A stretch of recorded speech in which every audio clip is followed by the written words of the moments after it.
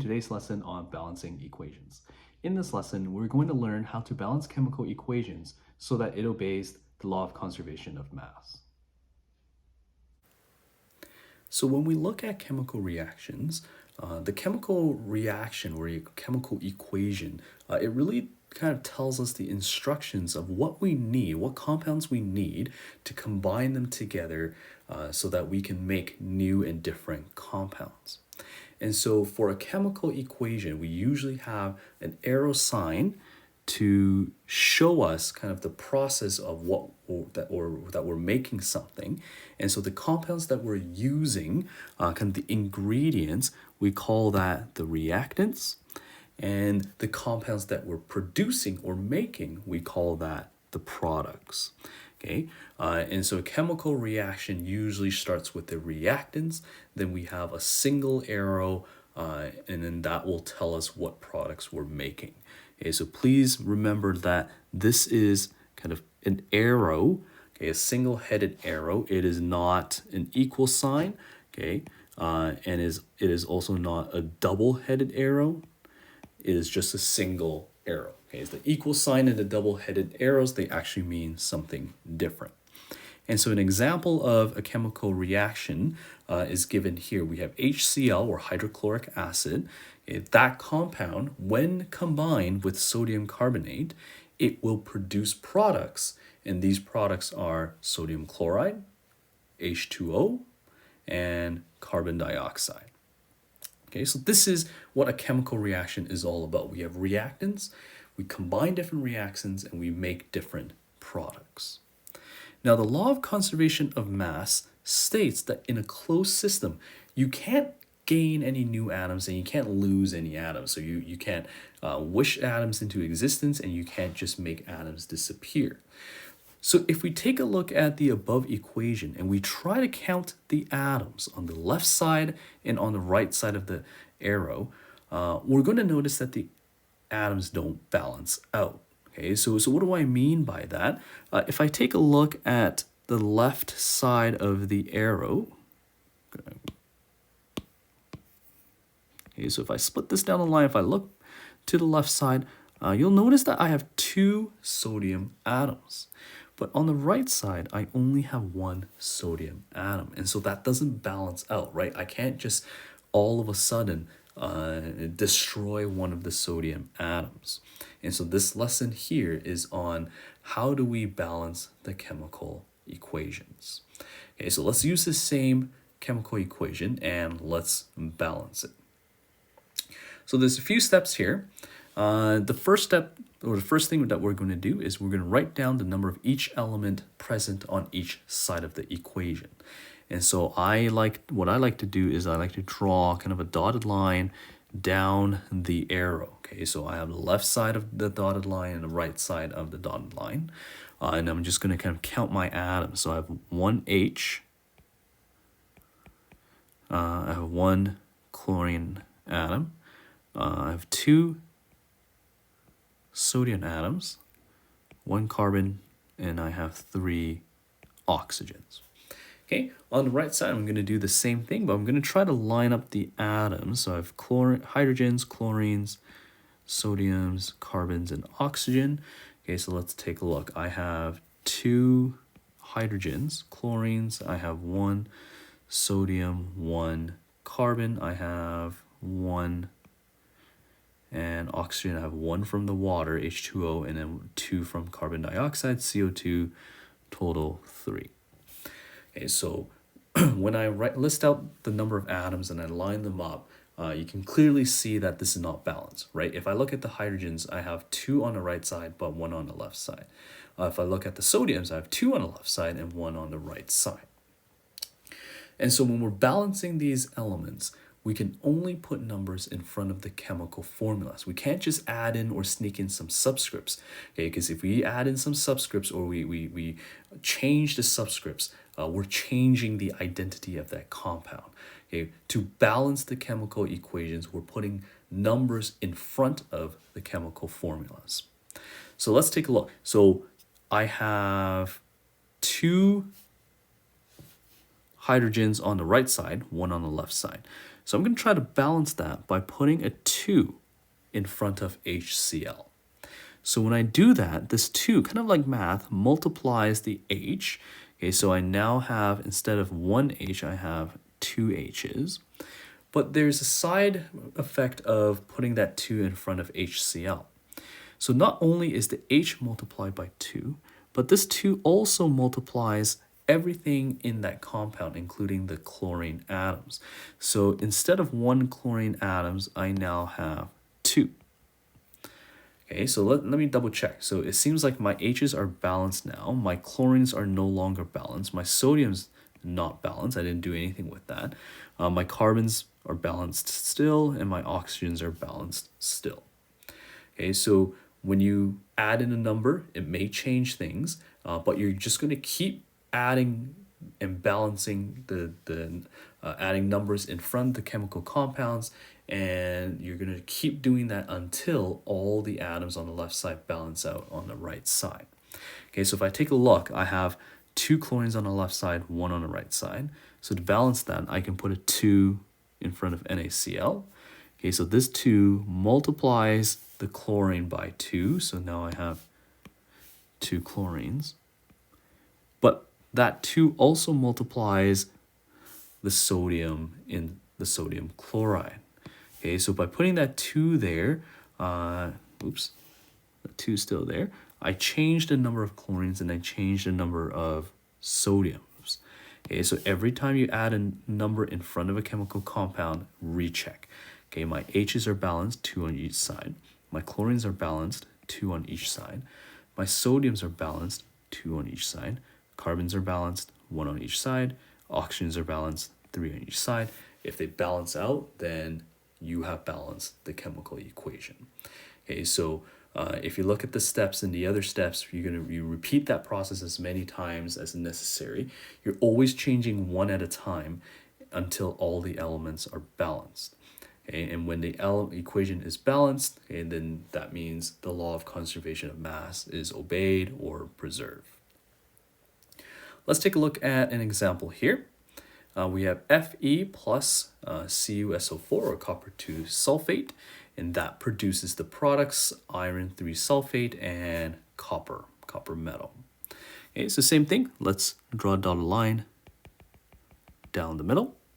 Okay, let's start the atoms I have. I have 1 Fe, 1 copper, Cu, 1 S sulfur, and 4 O oxygens. Okay, so I'm gonna line up the elements that I have. Okay, Fe's I have 2.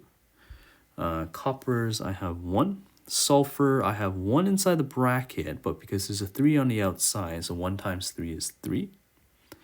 Oxygens I have 4 oxygens on the inside of the brackets. Okay, multiplied by that 3 on the outside, so that is 12.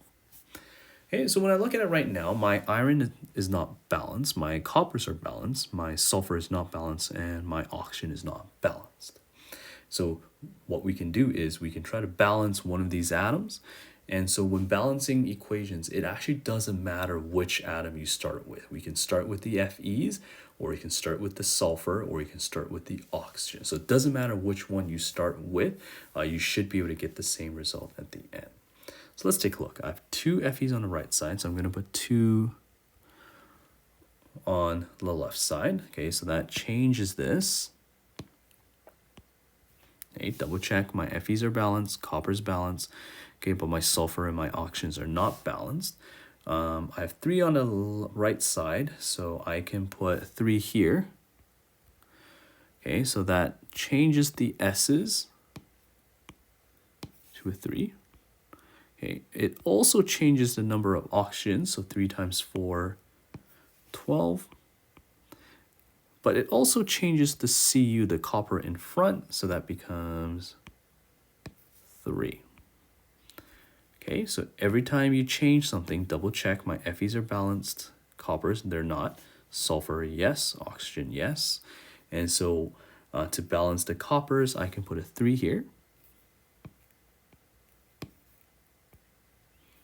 And if I check again, my iron is balanced, copper is balanced, sulfur is balanced, oxygen is balanced.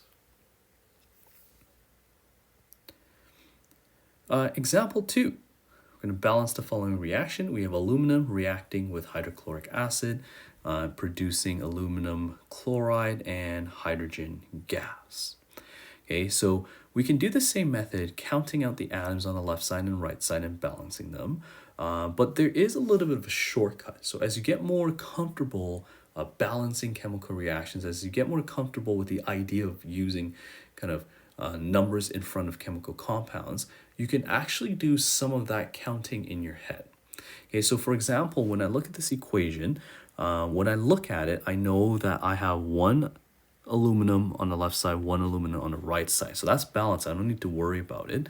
When I look at the hydrogens, I have one on the left side, but I have two on the right side. Okay, so that alone is not balanced. I have one chlorine and three chlorines on the right side. Okay, so when I look at it, I don't really need to count it for me to know that, okay, it's a little bit off. And so kind of a shortcut way to do this is we're going to balance it in our head. And kind of the trick here is try to balance any non-oxygen or hydrogen atoms first. Okay, and then after you balance all the other elements, then balance oxygen if there's oxygen. And then finally balance any H's. Okay, this is not a hard set rule. This is just kind of what I find a lot easier to do when we're balancing reactions in our head. Okay, so when I look at it, I have one aluminum on the right side, one aluminum on the left side, so I'm fine. Okay, so any other non-oxygen or hydrogen, I have chlorines. Okay, so let's take a look. I have three chlorines on the right side, so to balance out, I'm going to put a 3 here. Okay, and so anytime you add in a number, you're going to do the same check. Okay, so aluminums, one on the left, one on the right, that's fine. Chlorines, 3 on the left, 3 on the right, that's fine. Hydrogens, however, I have 3 on the left, 2 on the right side. Okay, so it seems like there's a imbalance there. Now, if I put a 2 here, I have 4 H's on the right side. I still can't match that 3. Okay, so this is where a little bit of math might come in handy, trying to find kind of the lowest common multiple. Okay, so if I put 2, okay, that means I have a 4. There's no way I can kind of fix that there. But what I can do is, what happens if I put a 3 in front of the H2s? Okay, so that means here I have 6 H's. To balance it out, if I put 6 here as well, let's count, I have 6 H's. Okay, so let's just double check, make sure we're on the right track here. I have 1 Al on the left, 1 Al on the right. I have 6 H's now on the left, 6 H's on the right. Okay, but when I changed that 6 here, okay, I've changed kind of my chlorines. So now I have 6 chlorines on the left side, 3 on the right side. Okay, so to kind of balance it, I'm going to put maybe a 2 here. Okay, so I have 6 H's on the left, 6 H's on the right, 6 Cl's on the left, 2 times 3, 6 Cl's on the right. I have 1 Al on the left, 2 on the right. To balance out, I'm going to put a 2. Okay, so if you're listening to me kind of work this out, it sounds kind of complicated because you're kind of going back and forth all the time, playing with numbers and do a little bit of multiplying. Okay, so once again, when we look at it, we go, okay, well, maybe this is a 3 here, this would be a 6, and that would be a 2. Okay, and that would be a 2 as well. Okay, so when you start being really comfortable balancing reactions in your head, it gets faster and faster because you can do that kind of guess and check. You can work it out in your mind faster and faster. Okay, so let's take a look at example 3. I have aluminum bromide reacting with potassium metal, forming potassium bromide and aluminum metal. Okay, so same thing. If I'm going to work this in my mind, I'm going to start looking at 1 Al on the left, 1 Al on the right. I have 3 BRs on the left side. Okay, I'm going to put 3 BRs here, or 3 here.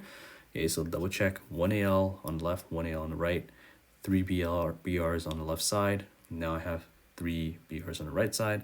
I have 1K on the left, 3Ks on the right. Okay, I'm going to put a 3 here as well to try to balance it out. Double check again. 1AL on the left, 1AL on the right. 3 BRs on the left, 3 BRs on the right. 3Ks on the left, 3Ks on the right. This is balanced. Okay, so a lot of it is guess and check.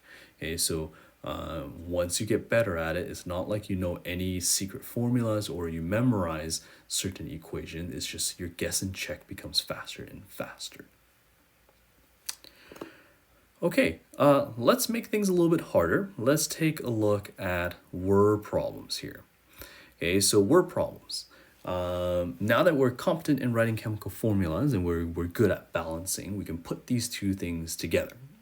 Okay, so a few things to note. Always use arrows, okay, not equal sign. Please use arrows. And there's something here called diatomic elements. And so these elements, when they're not in a compound, okay, these elements will always exist as a pair, kind of like twins. So we have hydrogen, nitrogen, oxygen, fluorine, chlorine, bromine, and iodine. Okay, these 7 elements here in nature, if they're not in a compound, they're going to exist as a pair. So let's take a look.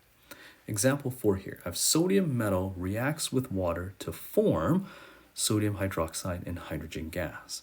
Okay, so if I'm trying to decipher, what's going on here, sodium metal reacts with water to form. Okay, so this keyword here, to form, okay, this is going to be your arrow, right? Your to form, to produce, to make. Okay, so it looks like I have sodium metal reacting with water to form sodium hydroxide and hydrogen gas. Okay, so once we kind of decipher what's going on here, all we have to do is take these names and convert them into formulas. So for example, sodium metal, this is going to be Na, so sodium is just Na, reacts with water, which is H2O, to form sodium hydroxide. What's sodium hydroxide? Okay, so quick check, sodium, charge of 1, hydroxide, this is a polyatomic ion, charge of -1. Okay, we don't do the positive or negative signs when we cross. Okay, so this is going to be NaOH, okay, because this subscripts 1 cancel out. Plus hydrogen gas, so it looks like hydrogen is on its own, it's not in a compound. If it's not in a compound, hydrogen will always exist as a pair, so H2. Okay, so we have Na plus H2O producing NaOH and H2. Okay, so now we have to balance it. 1A on the left, 1 Na on the right. Okay, I have 2 H's on the left. I have 3. Okay, so nothing. I'm going to have to try to tinker with this a little bit. What happens if I put maybe a 2 here? Okay, so if I do that, I have 4 H's total on the right side, 2 on the left. I might have to tinker with it, put a 2. Okay, so just double check here. 1 Na on the left, 1 Na, 2 Nas on the right side. So what if I do a 2 here? Okay, double check. 2 Nas on the left, 2 Nas on the right. 4 H's on the left, 2 and 2 here, 4 H's on the right. 2 O's on the left, 2 O's on the right. Okay, so everything seems to be balanced. I now have my complete balanced equation. Example 5. I have zinc metal reacts with copper to sulfate to produce zinc sulfate and copper metal. Okay, so zinc metal, this is Zn, reacts with copper to sulfate to produce zinc sulfate. Zinc has a charge of 2 as well, and copper metal. Let's double check. I have 1 Zn on the left, 1 Zn on the right, 1 Cu on the left, 1 Cu on the right, 1 S on the left, 1 S on the right, 4 O's on the left, 4 O's on the right. My equation is balanced. And last example here, I have hydrochloric acid. Okay, so hydrochloric acid, HCl, reacts with barium fluoride, and this will produce hydrofluoric acid, HF, and barium chloride. Okay, just double check. I have 1H, 1H, 1 Cl on the left, but 2 Cls on the right. Okay, and what if I put 2 here? Okay, that means I have 2 H's on the left, 1 on the right. Okay, I'm gonna have to tinker with this. What if I put 2? Okay, so double check. 2 H's on the right, or sorry, 2 H's on the left, 2 H's on the right. 2 Cl on the left, 2 Cl on the right. 1 Va on the left, 1 Va on the right. I have 2 F2s or 2 Fs on the left side, 2 Fs on the right side. Okay, so it seems like my H's are balanced at 2, my Cls are balanced with 2 on each side, VAs 1 on each side, Fs 2 on each side. This is balanced. I now have my completed balanced equation. Okay, that's it for this lesson, and I will catch you all next time. Fun sheets, and then email me if there are any errors or if you have any questions. See you all next time.